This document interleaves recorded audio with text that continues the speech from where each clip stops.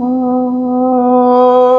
Yonta Pravisya Mama Vachamimam Prasupta Sanjeevayathyakhila Shaktidhara Swadhamna Anyam cha hastacharana shravanatvagadin Pranan namo bhagavate purushaya tubhyam. Shloka 26 in Vishnu Sahasranama is Suprasada prasannatma Vishwadhrug Vishwabhug Vibhuhu Satkarta Satkrida Sadhur Jahnur Narayano Naraha. There are 11 namas in this shloka and they are Suprasadah, Prasannatma, Vishwadruk, Vishwabhuk, Vibhuhu, Satkartah, Satkritah, Sadhuhu, Jahnuhu, Narayanah, Narah. These are the 11 namas in this shloka. The first nama, Suprasadah, is Prasada means gift. That is the blessing along with the gift given by Bhagavan. And that's why we receive prasada from the temples, in the Hindu temples. Suprasada means, sup means good. Prasada means blessing and gift together. So Bhagavan is the bestower of all the best gifts in this creation. And even though when he never punishes anyone or he never disturbs anyone, he only helps other beings. Even though when he killed Sishubhala, he blessed him in disguise. He merged that jiva with him. Whether it be Ravana, the same thing. Bhagavan Sri Ram merged him with him. So yeah, it may be Vali or anyone. Bhagavan, when he kills someone or when he destroys his gross body, he only blesses them in disguise. That jiva may not understand it all of a sudden, but they will realize it. So Bhagavan is that one who is the bestower of best or unique gifts to all. So that's the meaning of Suprasada. Prasada means gift and blessing, and Suprasada means one who is the bestower of unique gifts, and he is Bhagavan Vishnu. And the next nama is Prasannatma. Prasannatma means one who is always pleasant. His nature is always pleasant. He is not affected by the gunas, the three gunas. We do not always have that pleasant nature because we have that maya in us, that is the dominant guna, any one of the three gunas that will be dominant in us. If we have sattvic guna, then we were comparatively very peaceful and calm person. But we have rajas and tamas also in combination, so we may not be always pleasant like that. But Bhagavan, he is gunatita, he is above these three gunas, he is not affected by Maya. And so he is always pleasant and he doesn't have ahankara. When we have ahankara, that is individuality, then to protect that individuality, we behave in a way to protect that individuality for self-defense. So Bhagavan doesn't have that individuality. He is infinite, and so his nature is always pleasant. In whatever way any person react with him, or in whatever way any person behave with him, he is not affected by that. That's why in the Nara avatar of Mahavishnu, in Krishna avatar, when Gandhari, she cursed Bhagavan, that your kula and your children will not survive, or they will all be destroyed, or they will all perish. Even your kula itself will perish. Bhagavan Krishna, he accepted all with a very pleasant face, because that's the curse of a mother who has lost her 101 sons. Then how will she behave? She may not realize that her children were not in that right path, but for a mother, the losing of her children is such a great thing. So he accepted that. And when his kula, when all his family members were perished in a fight, he least cared about it, because that's the karma phala. So he is always prasannatma. He is not disturbed by anything. He is gunatita. He very well knows that he is beyond this body and mind, and so he is called prasannatma. The next nama is Vishwadruk. Vishwadruk means one who oversees and one who protects this Vishwa, this entire creation. That is Vishwadruk. And Bhagavan Vishnu, he is the protector of this universe, and he see everything in the right place. He is the controller of the universe. He supports the creation, and so he is called Vishwadruk.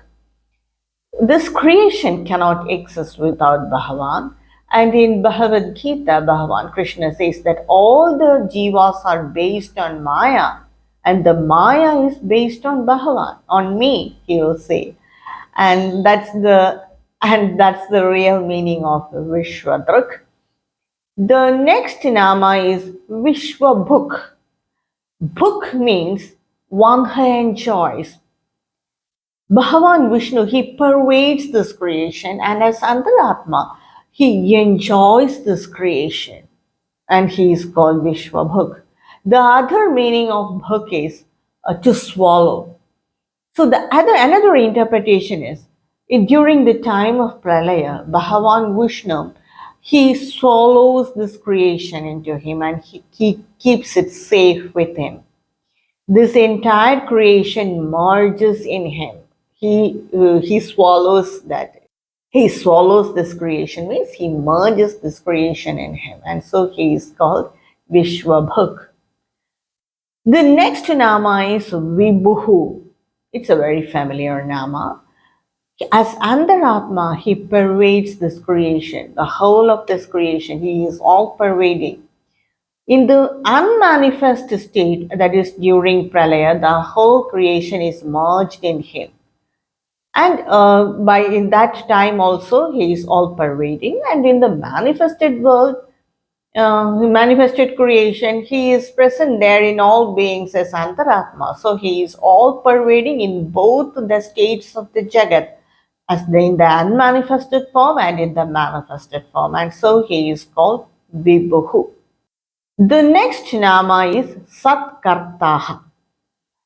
Satkarta means Bhagavan Vishnu, he always does virtuous actions. He never do anything that is not fit for this creation. So he is called Satkarta. And when we worship Bhagavan, he awakens that virtuous quality in us. And that's why all the people we worship Bhagavan. He awakens the virtue in us, and so he is called Satkarta. He adores the people who always do good and who are wise. And so he is called Satkartaha. Satkrutaha. Satkrutaha means he is worshipped by the people who are fit to be worshipped. That is, he is worshipped by the great souls. They themselves, those bhaktas, they themselves are fit to be worshipped by anyone, and they worship Bhagavan Vishnu. And they may be great rishis or great bhaktas who themselves have to be worshipped, and they worship Bhagavan Vishnu. And a very clear explanation is given in the Bhagavad Gita, chapter 9, Sloka 13. It says, Mahatmanastu mam partha दैवीं प्रकृतिमाश्रिताः भजन्त्यनन्यमनसः ज्ञात्वा भूतादिमव्ययम्. There are some people who are Mahatmas, great souls. Mahatma. Why are they known as Mahatma? Because they worship Bhagavan, they take refuge in the Devi Prakriti Mashritaha. They take refuge in my divine nature, and so they are Mahatmas. They are great souls, or they are great bhaktas, or they may be great rishis. They understand the divinity of Bhagavan in his entire nature, his infinite nature, and they respect that divine nature. When they respect the divine nature of Bhagavan, they also respect all the other beings, because they know, these Mahatmas, they know that all this creation is the different form of Bhagavan. So they are Mahatmas.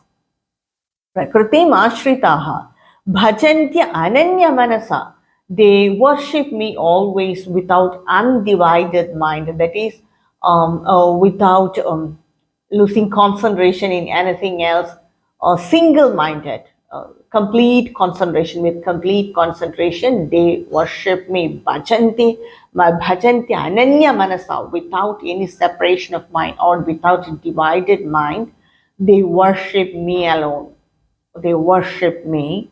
Jnatva bhutadim avyayam. They know that I am the source of all beings and I am imperishable. They completely understand my divine nature. So these are the bhaktas, they worship Bhagavan. So these are the quality of the bhaktas whom they worship Bhagavan.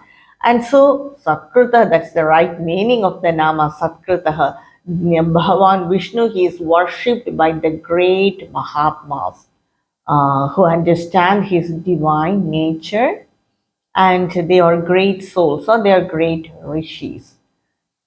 So that's the meaning of the nama Satkritaha. The next nama is Sadhu. This nama, it's very common, but very few people know the real meaning of it. Nyaya pravrittaya sadhu. One who always performs actions according to justice. They do not have any partiality, or they are impartial to everyone. They only do dharmic acts they do actions according to justice in a very righteous way. Their path is the righteous way, and so they are called sadhu. Nyaya, that is the main point here. Justice, whatever they do, all the actions are according to justice. The next interpretation is sadayati idi sadhu. He acts in whatever way possible to take care of his devotees. That's why he took so many avatars, whether it be Sri Ram or Sri Krishna or the Matsya Avatara or the Vaman Avatara, whatever it is, to help his devotees, Bhagavan took these avatars. It is not for anything else. So he acts in whatever way possible to take care of his devotees. Sadhayati idi sadhu. The another interpretation is sadhnode idi sadhu.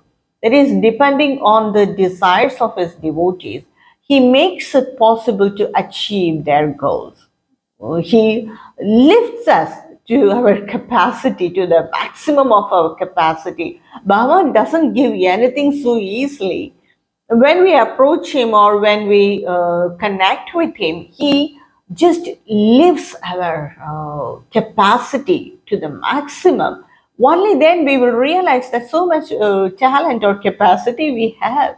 So that's the nature of Bhagavan. He lifts us and gives us the result. That's Bhagavan. And so he is called Sadhu.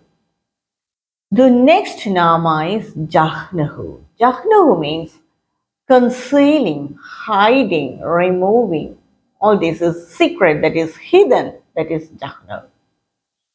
Bhagavan Vishnu, he hides the creation or the secret of creation from the non-devotees. Why? Why is it partiality? No. If the secret of the creation is known to the people who do not have the purity of mind, then it is not good for the creation. Just imagine if Ravana knows everything about creation, will he not destroy it? In the first sense, he may not understand it because his mind is not pure. So he hides the secret of creation from his non-devotees or the people who are not devoted to him. And so he is called Jahnavu, hiding Jahnavu. And he removes the people who are not fit in mind, that is mentally impure people from the Brahma Vidya. He removes those people, so he is called Jahnavu. And another meaning is during Pralaya, he hides this creation in him. He hides the creation. And so also he is called Jahnavu. And another meaning is we all have some defects, because of our gunas. According to our prominent gunas, we all have defects, one or more than one defects. Just like Kama, Krodha, Mada, Moha, Matsarya, like this. Many defects we have, more than one, or sometimes at least the greats are people who are great bhaktas, they may have very trace of at least one or two defects. But Bhagavan, we worship Bhagavan, when we are an ardent devotee of Bhagavan, then he removes that defects from us because Bhagavan is beyond all those defects. When we connect with that high power, with that high vibration, he removes that defects from us. The next nama is a great nama, that is Narayana. It's very difficult for any ordinary person to explain the meaning of that nama. It's so profound. The meaning is so profound. Only the rishis can realize it. I don't think even the rishis can explain it because we will not understand. So the Narayana nama is so deep. And in the Narsimha Purana, Bhagavan says that Narayana Namaha, that's the great Nama. You rishis, you just bhajanti, you just repeat that Nama, do japa on that Nama. And I declare this with my raised hands. That is so strongly I declare, this Nama removes you from all the poisons of samsara. So that is quoted by Sri Adi Shankaracharya. So such a deep meaning it has. Nara means a human being. Ayana means resting place. So Bhagavan, he rests in the beings. And so he is called Narayana. One who rests in the beings is Narayana. And he rests in all the beings, but the other beings are not capable of realizing his divinity, or they are not capable of realizing their divine nature. So only human beings are capable of doing that. And so Bhagavan who rests in the Nara, man, is Narayana. So that's one interpretation. Another interpretation, another way of interpreting this nama is Nara means Atma. And all the elements, they came out of this Atma. And so the elements are called Nara. So Bhagavan, he rests in this element. That's why the elements are active, or otherwise it will be inert. So Nara is the Karana and Nara is the Karya. The combination of these elements is this Jagat. So Bhagavan pervades this Jagat. The Jagat or Karya is his ayanam, that is his resting place. One who rests in Nara is Narayana, that is one who pervades this creation, or one who rests in this creation is Narayana.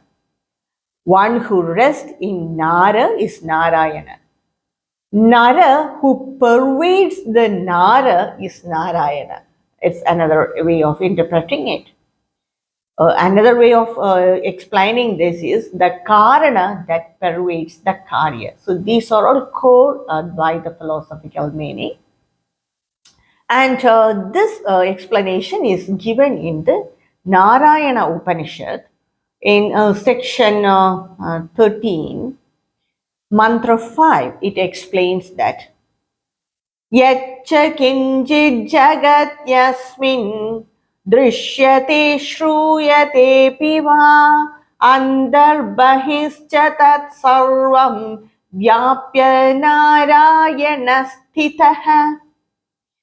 The meaning of this shloka is, in whatever way we perceive this creation, whether through our eyes when we perceive or through grahana shakti, through shruyate, that is by hearing, whatever way we perceive, Bhagavan is there, that is Narayana is pervading everywhere, whether it is Bahya, that is whether it is outside or inside, he is all pervading. So this meaning, that is this interpretation, is supported by the this shloka in Mahanarayana Upanishad. So that's one way of interpreting Narayana Nama. The another way of interpreting this Nama is Naranam Jivanam Ayanatvat Pralaya Iti Va Narayana. That is, all the living beings, they rest or resort to Bhagavan and they take shelter in him at the time of Pralaya, and so he is called Narayana. So we all rest in Narayana during Pralaya, that is at the end of Pralaya. Then till the next manifestation cycle, we very peacefully rest in Bhagavan. Whatever sins we might have done, no, that doesn't matter. We rest in Bhagavan. And this is supported by the Taittiriya Upanishad, that is part 3 and chapter 1, shloka 1. The first shloka, that is mantra, first mantra itself. It's quite a big mantra. And in the middle, I think it's in the fourth line, it is said, he in all the beings they merge in Bhagavan during Pralaya. All the beings they merge in Bhagavan during Pralaya. This interpretation is supported by the Taittiriya Upanishad mantra. And another meaning is Narayana is called Narayan because he is the seat of the tattvas. Tattvas means Nara. That is the resting place of Bhagavan. So he is called Narayana. Another very interesting interpretation is during the pralaya, that is during that great deluge, the entire creation will be filled or completely covered by the water of deluge, that is the Apa, which is otherwise known as Nara. So Bhagavan, he floats on that Nara. He rests on that water, Apa, on that water. That is, the water of deluge is also called Apa. And another meaning for that water of deluge is Nara. And Bhagavan Vishnu, you might have seen this in some pictures, like as a small child floating in a leaf, he will suck his fingers of the leg, so he will be floating on that water of deluge. This Bhagavan showed to the great Rishi Markandeya. So one who rests on Nara, that is the water, one who rests on Nara is Narayana.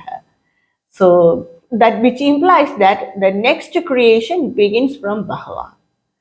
So that's why after this pralaya, the entire creation will come forth from Bhagavan. So that picture or that scene implies that. So by all this meaning, to an extent, we can understand the meaning of the Nama Narayana. But if we want to understand the core meaning of Narayana, then we have to do japa on this Nama only. And the overall meaning for the Nama Narayana is one who dwells in everyone is Narayana.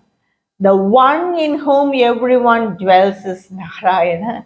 And actually, this is why we greet each other when we receive each other or when we see each other with Anjali Mudra. That is, I am worshipping the divinity in you. We are not worshipping the form, that physical form, the divinity in that form. That's the Anjali Mudra. With this Mudra, we worship him. I worship the divinity in you. because Bhagavan is all pervading. He is there in the person who we see in that opposite side, and he is also present in us. So that's the meaning of the Nama Narayana. The last Nama is Nara. Nara means the one who guides us or lead us is Nara. So these are all the 11 namas in this shloka. The overall meaning of this shloka is Bhagavan Vishnu, he is the greatest bestower of gifts, and he is always present, and he is the supporter and of this creation, and he oversees this creation, and he enjoys this creation because he is all pervading. He does only virtuous actions, and he awakens the virtuous qualities in us. He is impartial to everyone, and he is worshipped by the people who are fit to be worshipped, who themselves are fit to be worshipped. He conceals the creation during pralaya, and Bhagavan Vishnu rests in all beings, and so he is called Narayana. Narasya Ayana iti Narayana, and so he is called Narayana, and Bhagavan is the one who guides us or leads us. So this is the meaning of this shloka, shloka 26 of Vishnu Sahasranama. I will continue with the next shloka of Vishnu Sahasranama in my next video. कायेन वाचा मनस्येन्द्रियैर्वा बुद्ध्यात्मना वा प्रकृते स्वभावात् करोमि यत् सकलं परस्मै नारायणायेति समर्पयामि। ॐ तत्सत्। नमो नारायण।